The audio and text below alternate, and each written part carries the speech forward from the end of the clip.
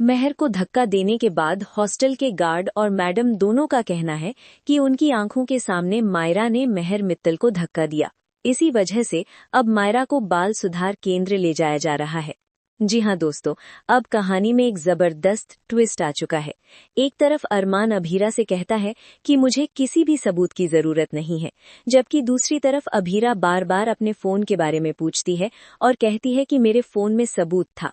अरमान उसे समझाता है कि तुम्हारी हालत देखकर ही साफ पता चल रहा है कि इस सब के पीछे महर ही है।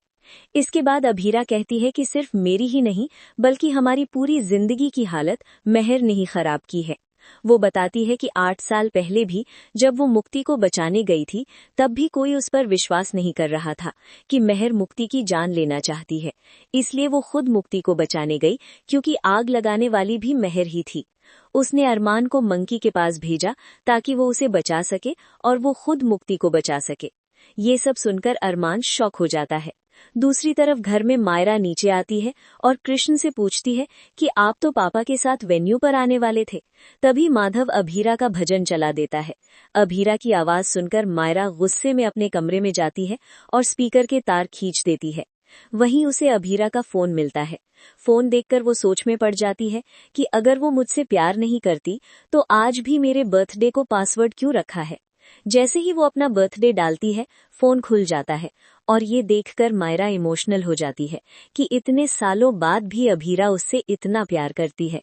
इसके बाद फोटो देखते देखते मायरा एक वीडियो खोल देती है जिसमें महर वाणी से कह रही होती है कि मैं तुम्हें तुम्हारी माँ बाप के पास भेज दूंगी। ये देखकर मायरा को बहुत गुस्सा आता है। उसी दौरान महर अभीरा समझकर फोन कर देती है और सारी सच्चाई खुद ही बोल देती है।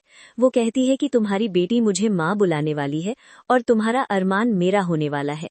तभी फोन नीचे गिर जाता है और मायरा वो कॉल उठा लेती है। मायरा गुस्से में कहती है कि मैं तुम्हें कभी माँ नहीं बुलाऊंगी। मर्डर आंटी, अपनी चूड़ियां उतार लो और तैयार हो जाओ, क्योंकि अब तुम्हें हथकड़ी पहननी पड़ेगी। दूसरी तरफ अभीरा अरमान के साथ परेशान होती है और कहती है कि अगर महर को जरा सी भी भनक लग गई तो वो मंकी को खतरे में डाल देगी। वो बदला लेने के लिए कुछ भी कर सकती है।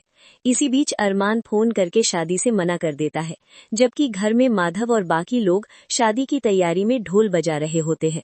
अरमान कहता है कि मायरा का ध्यान रखना।